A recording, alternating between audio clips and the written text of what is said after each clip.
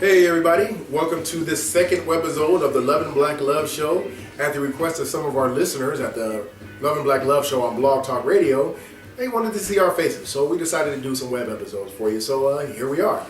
This is your host, the wonderful, the delicious, thunderlicious Dion Chocolate Thunder, boom, Joseph. And this is my beautiful, sexy wife, Tasha Joseph. Welcome everyone. We're still trying to come up with a nickname for her, so if you guys out there in YouTube land can give me a nickname, just look at her. She's dark, she's lovely, she's beautiful. Tasha Joseph is good. Wait a minute, this song is coming up, fix it. The Dark Berry. That's mine, but hey, right there in the comments, give me a nickname. But anyway, happy holidays to you. I hope your Thanksgiving was wonderful. I hope your Christmas is going to be wonderful. Make sure you decorate the tree, decorate the house for the kids and everything. And I hope your New Year's is a blessed one. Today, how was your day? Before I go any further, how was your day? My day was wonderful. Today is Sunday evening, and we got a chance to go to church and spend time God, our together, praise on. eat. My shirt busted open in church like this, and it was wrong. So, why don't we just close it? So I was the devil incarnate there. So I'm not in church anymore, so it's cool. Bam! That's what it is. Chocolate Thunder right there. TMI. TMI. But what else did you do today? Just chill out? Just chill out. You know? And then took our dog to the dog park, something we love to do, and my Labrador was sexually violated by a pit bull. Damn! Too much. This stuff only happens. She's gonna need with you. some therapy. Whatever. He was all over her, man. It was crazy. I'm gonna get the DNA and everything. Oh my God. That dog's going to jail. Anyway. Right. Today we want to talk about. Well, you have no sin. Before zero sin. Before I go any further, we want to let you know who we are, what we're about. Listen. We're about bringing black families together. We're not about excluding white people, or we're not racist at all. I think interracial relationships are great, and if white people want to listen to the show and learn from some of the things that we share, Asians or Hispanics, whoever, anybody. We don't care. We're called the Love and Black Love Show because in the romantic community, it seems like the African American community is falling apart. Black families are falling apart. We've forgotten how to relate to each other. The only place that black people seem to relate to each other now is in the bedroom. And it's affecting us worse than everyone else. So our goal in talking to you guys, how often we do it, whether it be the radio or YouTube, is to really help bring us together. Now look, we are not licensed therapists, so don't sue us if our advice doesn't go well for you. We are just your family. That's all we are. We're just trying to help, and you might be able to have something that's going to help us, because we may discuss something that we don't agree on. You may know something that we don't know. Which I will probably be right. I'm always right. But there you go. But anyway, we're going to talk to singles. We want to talk to married couples who are struggling. We want to talk to couples who are making it. Because it seems like whenever we turn on the TV to talk shows, they always want to focus on the bad marriages. The marriages are falling apart, but there's good marriages out there. Also, we're tired of the negative images of black people, black relationships. If you look at LA Housewives, all that crap that she watches. LA Housewives. LA Housewives. Wow. I don't know what he's watching. Basketball Wives. I'm watching the reality shows. Yes, I am. And is it positive? No, it isn't. So this is why we're doing that. Without him bashing my little show. Yeah. Yes, I got a thing for the reality shows. But this is real reality. Yeah. And so what you see is what you get. We are in love. We have been together almost 18 years. We have 3 beautiful sons. I've been faithfully married. This is faithful for 18 years. And that's hard to do when you're this sexy. Okay. So, right. I'm back. Anyway, he didn't even catch that. So, anyway, what we want to talk about today is keeping people out of your business, be it your family, be it your friends, and your business meaning your relationship. Yeah. You need to keep people out of your relationship. This is for people who have not gone through it yet, people who are in the middle of it. Maybe we can offer a different way for you to deal, or if you're uncertain as to how you should be handling it. This is for everyone. So. But primarily this is for newlyweds and who are people who just got married, because it is so important when you first get married to have that bonding time to really build a strong foundation in your marriage to help you weather those storms that you're supposed to take on later in life. So the initial phase of your marriage should be all about you, and sadly, that wonderful thing called family can get in the way of that. And that's what we're going to be discussing today. Dave, you want to start off on? I do want to start off. We experienced this very, very early. We both come from very loving homes, and we have families that we're the baby, even though we are the, we're the anchors in our families. we also are the babies. They, where we were loved, just truly, truly loved. And so with that comes that protective type of love, And so very early, as I stated, we have 3 kids. We have a set of twins that are 13 years old now. So when I actually was pregnant with them, everything that could go wrong did go wrong. I was sick. We both thought that I wasn't getting none. Pardon him. So we both thought, are you all right? Are you good? Okay. I was traumatized. Back to the point. We both thought that it would be a time where I felt like, I can't wait to wear the cute little dresses and we can go shopping and we can, I can have fun with this pregnancy. And literally from pretty much the time I was diagnosed, as being pregnant, 3 months in, I was sick as a dog. And so I was hospitalized the whole time. They let me out only a couple of times. And that made us go from 2 incomes to 1. And there was a separatism there because she was in the hospital all the way in the valley because that's where she felt comfortable being. 50 miles away from where we live. Close to her parents, 50 miles from where we live, just like when we dated. Right. But when you're married, I didn't agree that there should have been that kind of separation. Here I am working like a dog, arresting everybody in the world, going to court, trying to make that overtime, and my lights were going out, cars were going. But that wasn't the issue. Our mistake was because of that separation, and it was a new marriage. When things got hard, instead of leaning on each other, we leaned on our families, our immediate families. Our parents. Listen, right. I love her mom with all my heart. I loved her with all my heart. She was a great. I called her my second mother. If you guys are having problems with your mother-in-law, I'm sorry. I had a wonderful relationship with my mother-in-law. But as wonderful as she was, she's ride or die Tashi. Okay, she's ride or die Tashi. My parents loved her to death. My mother knew she was the one because there was that initial friction, but she knew she was the one. And but they loved her to death once they realized that she was it. They loved her with all their heart. But guess what? They're Team Dion. So here I am going to them with my frustrations. Oh, she won't go to the hospital in Long Beach, this and this and that. I'm working, I'm going to the Valley, LA, downtown LA, Long Beach. It's crazy, I'm telling them my problems in a frustrating tone. What they hear is, they're not hearing they don't even see what they went through as a young couple. They're seeing my son, somebody's hurting my baby. Right.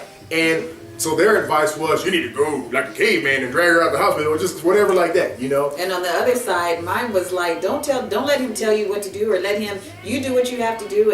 And it even got to the point where my mom was talking to him, telling him what he should do. His mom was telling me what I should do. And then by the time we saw each other, they took it upon themselves, first of all, to make those phone calls. So it wasn't due to our instruction or asking them, can you please call? No, because I ain't a mama it was their, We're gonna talk about that too. It's not. But it was them being protective over us. And they felt like, this is getting out of hand. The other person is hurting my child. Let me call. And so when those calls happen, in between that, then we would see each other and we would just bump heads.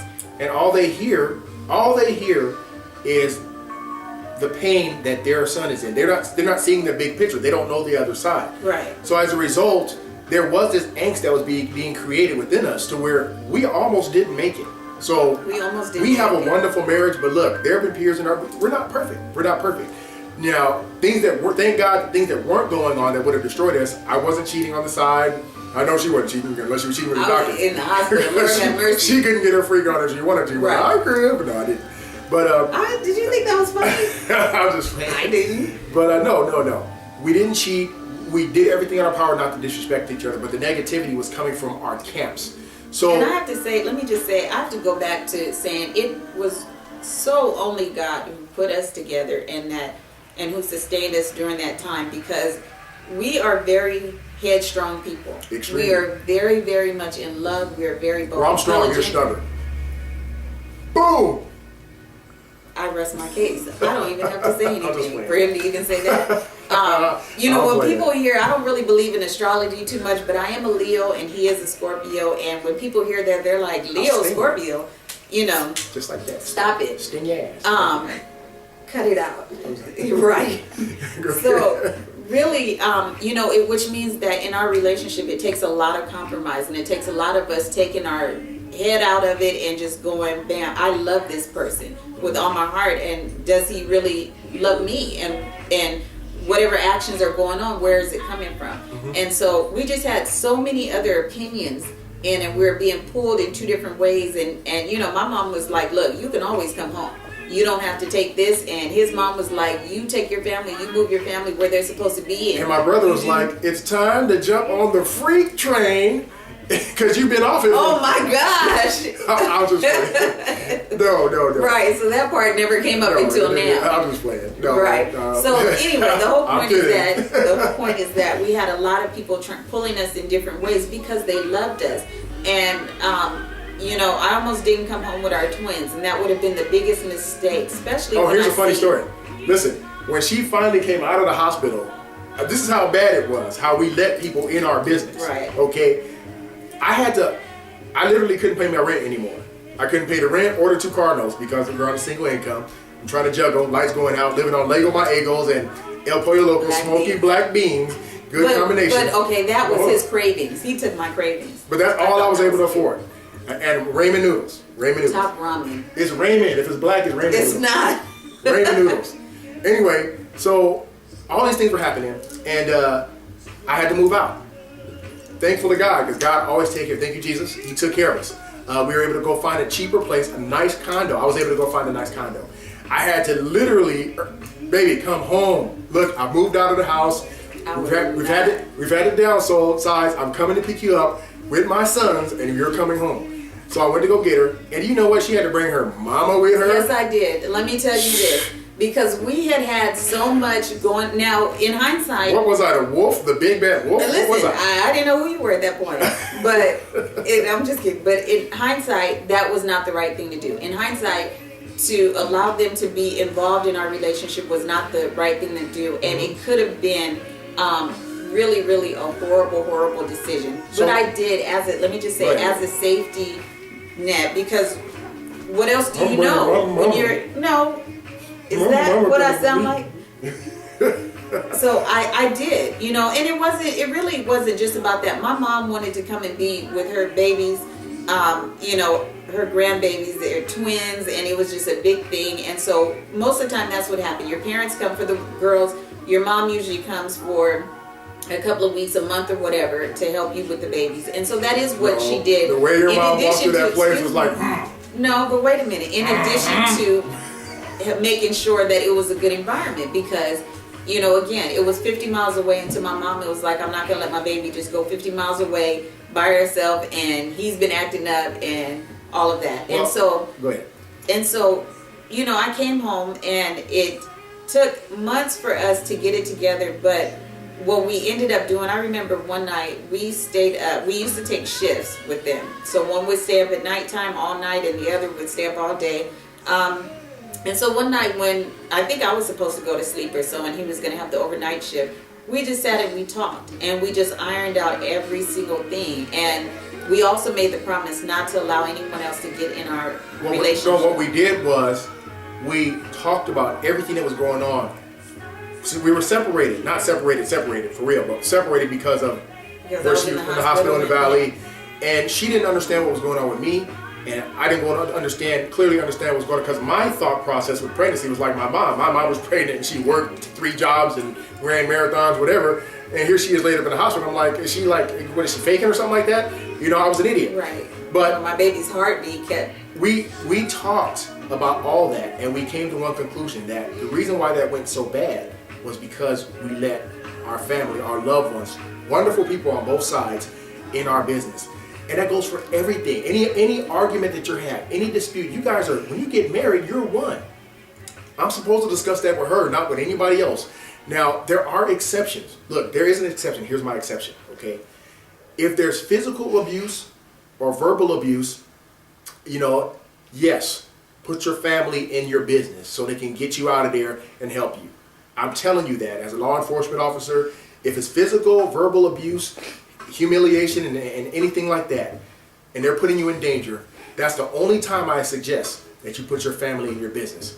Other than that, you're 2 grown people. You need to learn how to work things out together, because look, you're just starting out. Where you're at now, you're in the honeymoon phase. It's just you and her. You need to build that bond, because guess what? Trials are coming. Kids are coming. Okay, your parents are going to get old. They're coming to stay with you. Okay, you know, finances. You know, when those kids get older, mortgages, recession, all these things are coming. And if you have that strong foundation and you learn to work things out together, you will come through those situations, and then you may be able to handle letting your family stay with you, hearing an opinion here or there. But you got to be strong first. You got to be strong. Keep them out your business. And I want to make a point, because after we did this and after we realized that the best way for us to survive and have a healthy and loving relationship is to keep it between ourselves, we did have a lot of family that has come and has stayed with us. And in that time, what it actually has done is it makes us stronger. It makes us, you know, it's really the time that we feel closest sometimes. Why? Because we built that foundation. We built that foundation. And so we figure out a way to, you know, rather it's like telling whoever's here, you got to go for us to have our date night, or whatever it is, our communication opens up. So a lot of times what happens is when someone is staying with you and you're trying to help family, and it's going to happen, you end up so frustrated and you go separate ways. Well, because we had that experience initially, and because we had set the tone for the remainder of our relationship, that we would not allow people to come in between our relationship no matter what, we actually got stronger. Our communication got stronger. Great. And there's not a soul that can break us Nope. We'll put you at out. all. We will put you out. We will. If our kids are uncomfortable, if we are uncomfortable, we will put you out. And what we've done is that we've set that up for our relationships. And in addition to that, we've also taught our children that, so that hopefully this will carry on and they will know to protect their homes and their relationship against us and anyone else. And just let me say that when you first get married, it's all BS. Okay, you're in the honeymoon phase. You're in that lovey-dovey phase. Yeah, you said some words at your some vows at your wedding. I do promise nobody else. I'm gonna love you forever, and everything's gonna be happy. But that's the fantasy part when you first get together. You have no kids. You don't have a lot of responsibilities. It's just you. And that's why it's so important when we talk about building that foundation. It's so important because the real gristle of marriage comes about 2 or 3 years later. 2 or 3 years later. And if you're in that romance phase there, I'm worried about you. I'm worried about if you haven't been through something together and learned how to solve problems together without adding your friends' opinions. And look, I know a lot of women that I work out with at the gym, go to work with, they get advice from their divorced, lonely, single, haggard friends on how to keep a man. And they can't keep a man, you know? And men, I've heard the stupidest advice growing up from men on how to treat a lady. Half the things I was told about, not from my father, my father was an awesome man, but from outside men, about taking care of being with a woman or taking care of a woman, she should have had 2 black eyes by now, you know? I don't get down like that. Chocolate Thunder don't hit the ladies. He loves the ladies. Anyway. That was like a shameless plug. Anyhow. I'll just play, but no, right. No. You gotta learn how to work things out together.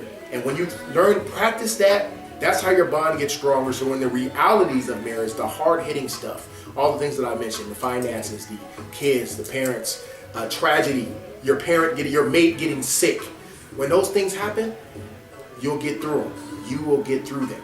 But outside of that, you don't have a chance in hell if you let other people dictate your relationship outside of abuse and the other things that I mentioned. Right, I agree. And I think it's important that, again, whether you're married now, whether you're getting married, you may be married and have gone through it and on your way through it again, you know, where people are just, and people, if you will allow them to have an opinion about your relationship, they will. Mm-hmm. You'll have girlfriends that go, I wouldn't take that, leave him. Mm-hmm. Well, okay, then you're going to wake up by yourself. Mm-hmm. You know, you're going to be the one not happy. You have to live with that decision. And sometimes they can get on this train with making that person the worst. And what you have to remember is, again, if it's not violence, you know, and abuse, outside of that, 9 times out of 10, you're going to forgive that person. Mm-hmm. And what you tell your friends and your family, they don't forget. No, they don't forget. I say you're going to learn how to forgive when you start working things out and developing that bond together. You're going to learn how to forgive each other. Right, you will, but Yeah, yeah. but my point is that other people, your family and friends, they don't. So they hold that. They're gonna hold grudges. They're going to hold grudges, and then what's going to happen? You're going to be at a family affair or what have you, and then you want them to love that person the way you do at that moment. And they're not. Well, they're not. It's too late because you've already told them too much, and that you've forgiven, or that maybe you had a part in and you didn't tell your part in that, so they're only taking your side because that's your friend and your family. We even have married couples out there, or couples in general, talking about their intimacies to their friends. You do not need to share that. That's Ladies, something you don't share do. that. You just don't do that. You know, ladies and gentlemen, you know, especially for ladies, because you know what happens. You know, a woman hears that somebody's working it out, then bam, you know. But don't even share intimate details. Or what if they're not working it out? What if they're not knocking it out the park? You know, and your husband or wife finds out that you told somebody that you're not enough. You know, there's no recovery from that. Both men and women have egos, and when they hear that, they go into a shell. There's not, well, what can I do to be better? I'm sorry, that doesn't happen. What happens is, oh crap, either let me pull back or let me find somebody that I can make happy. You know, keep your business to yourself, work it out on your own, whatever it is, whether it's intimacy, whether it's finances, whatever the issue is, you're two adults, be open-minded and work together, soul to soul on the issue, and you'll be fine. And you'll be fine. So we hope that our conversation has helped, will help.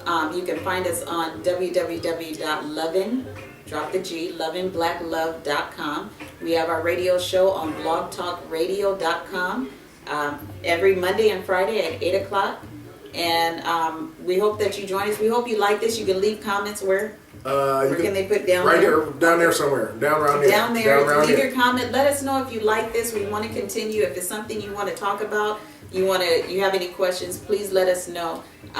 But we want to thank you for joining us again. And in closing, I have to say, as I say on our radio show, which I want you guys to check out Mondays and Fridays, 8 p.m.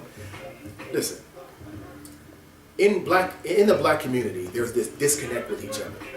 And our goal, is to bring us together to at least speak to each other, be cordial, be kind to each other. So what I want you to do is go out there and find somebody black. Put your arms around them, shake their hand, or greet them, and tell them how much you love them. Okay? And then when you're done with that, you go share that love with the rest of the world. God bless you guys. We love you. Peace.